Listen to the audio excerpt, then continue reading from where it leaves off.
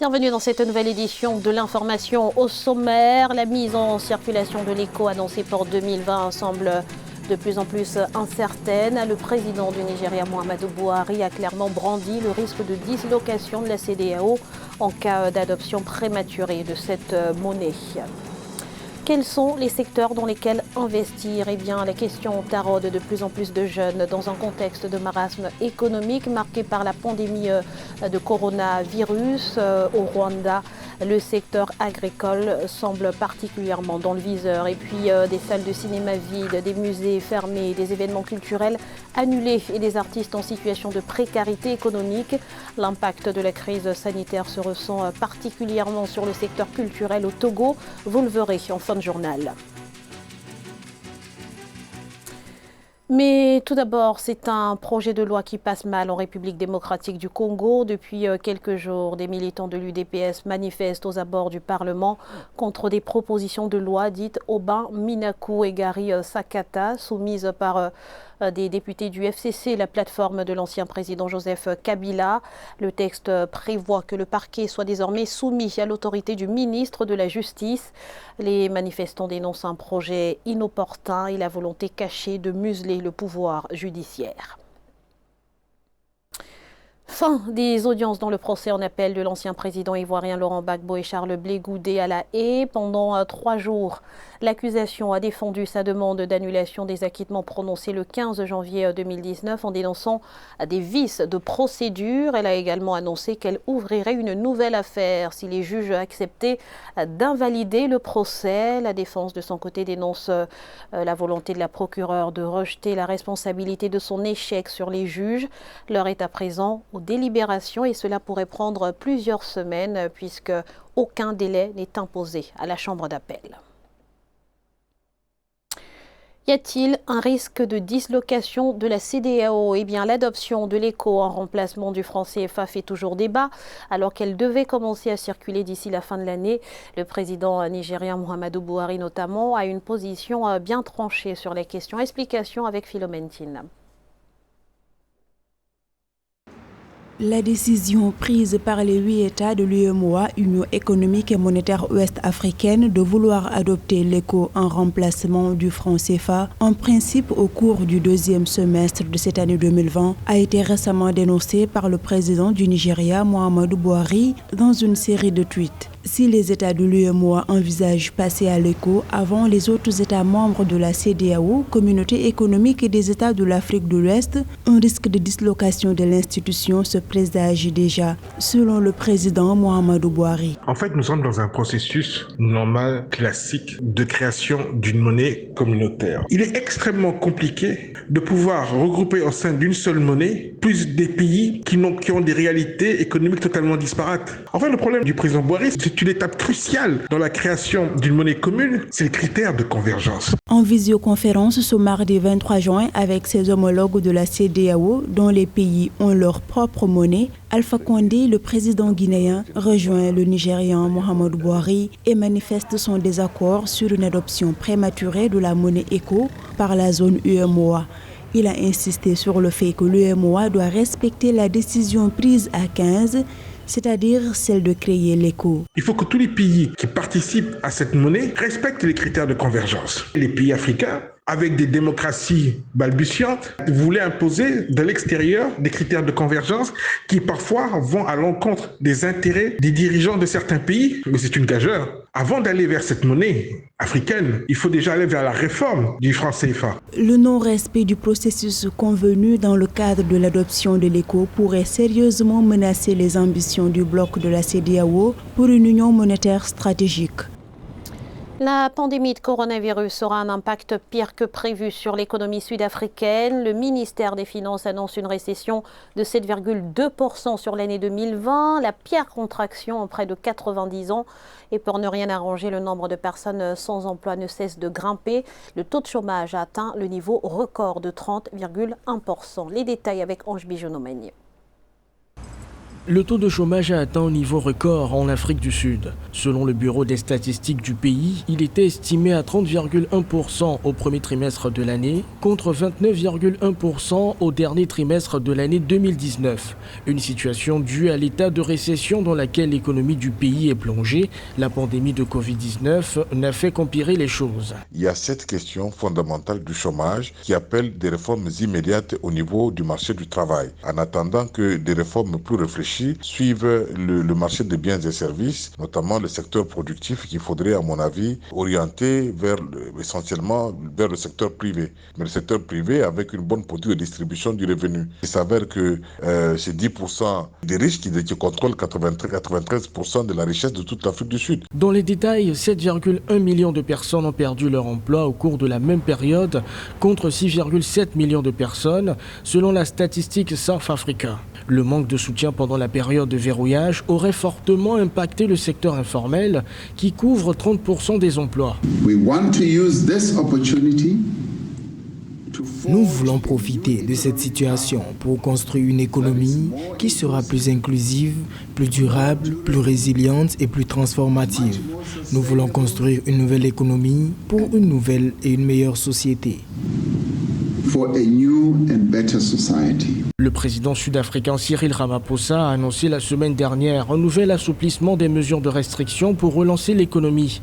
Le pays a franchi le cap des 100 000 cas de coronavirus ce lundi 22 juin, avec un nombre de morts qui avoisine désormais les 2000 selon les autorités. La pandémie de Covid-19 a bousculé les banques ghanéennes au premier trimestre 2020. Les actifs globaux du secteur n'ont en effet progressé que de 3,5% sur la période. Malgré ce ralentissement, les établissements financiers ghanéens restent globalement résilients. La Banque centrale appelle toutefois à plus de prudence. On fait le point tout de suite avec Aïssatou Bari. Lente progression des performances du secteur bancaire au Ghana au terme du premier trimestre 2020. Selon la Banque centrale du Ghana, les actifs globaux du secteur n'ont progressé que de 3,5% sur la période. Au premier trimestre 2019, cette évolution était de 5,7%.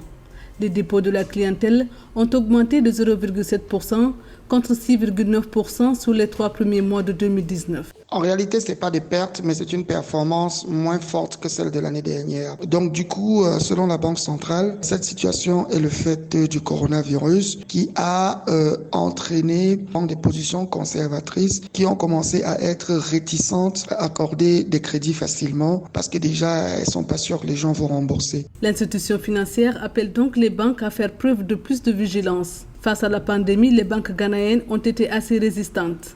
La cause de cette résistance peut être attribuée à la décision de la banque de ne pas distribuer de dividendes pour le compte de l'exercice 2019 qui a permis de renforcer les fonds propres du secteur. Le secteur a déjà fait un gros pas en décidant de ne pas distribuer des dividendes. Ces dividendes qui sont allés renforcer ses fonds propres. Parce que lorsqu'une banque se retrouve face à des difficultés ou à des risques, des difficultés, sa seule capacité de résister tient de la capacité de ses fonds propres.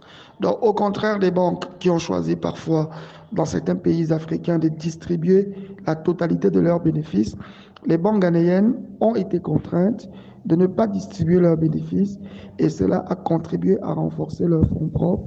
Les banques du pays restent toutefois prudentes. Une situation qui se traduit par une hausse des investissements sur les titres d'emprunt du gouvernement à long terme.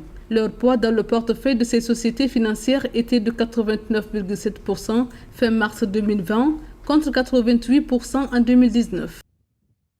Et si la rose faisait fleurir l'économie rwandaise dans un contexte de marasme économique marqué par la pandémie de coronavirus, l'horticulture est de plus en plus prisée par les jeunes diplômés.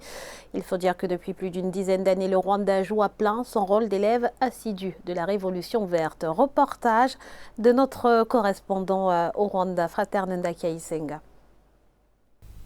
Il est 8h du matin, Dieudonné Nyodushima et Alexis Moussabirema arrivent dans leur champ de piment, situé dans le district de Bugesera à l'est du Rwanda. Ces deux anciens journalistes ont préféré quitter la capitale pour la campagne afin de se consacrer totalement à l'agriculture. 3 ans après, ils ne regrettent pas leur décision.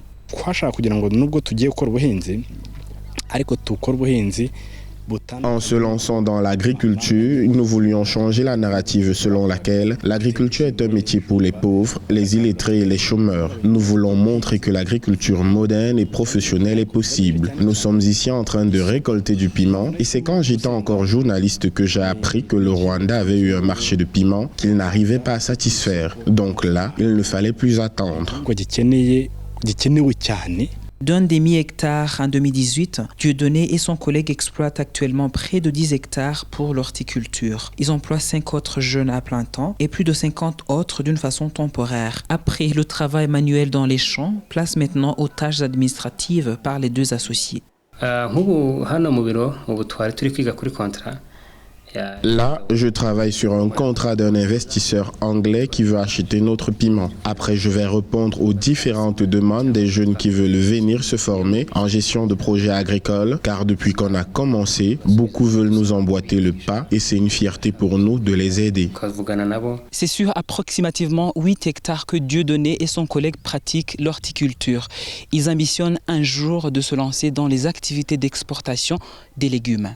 Asphyxié par le coronavirus, le secteur culturel togolais suffoque. Les annulations d'événements ont en effet été un véritable cataclysme pour des agendas déjà bien calés. Alors comment est-ce que les acteurs du secteur font-ils face à cette situation? Eh bien, notre correspondante Aimé Fakofi est allée à leur rencontre. Voici son reportage. Le secteur culturel tourne au ralenti depuis la propagation de la maladie à coronavirus au Togo. Difficile pour les acteurs culturels de vivre de leur métier. Spectacles culturels vivants annulés ou reportés pour cause de coronavirus. Nous sommes également des fonctionnaires, nous sommes également des professionnels qui travaillent et qui investissent également dans l'économie du pays. Nous sommes dans une situation où ça fait déjà plus de 4 mois, les artistes sont à la maison, les entrepreneurs culturels sont à la maison. Tout ce secteur-là est en chômage actuellement. Selon de nombreux promoteurs culturels, la baisse de revenus liée aux activités culturelles en cette période de Covid-19 est estimée à 90%. Tant les acteurs vivent mal des fruits de leurs activités, même avant la pandémie. Il y a donc lieu d'aller au-delà d'un appui financier pour un secteur culturel plus épanoui. Il va falloir repenser le spectacle. Il va falloir repenser la façon dont les artistes pourront vendre leurs phonogrammes, leurs vidéogrammes.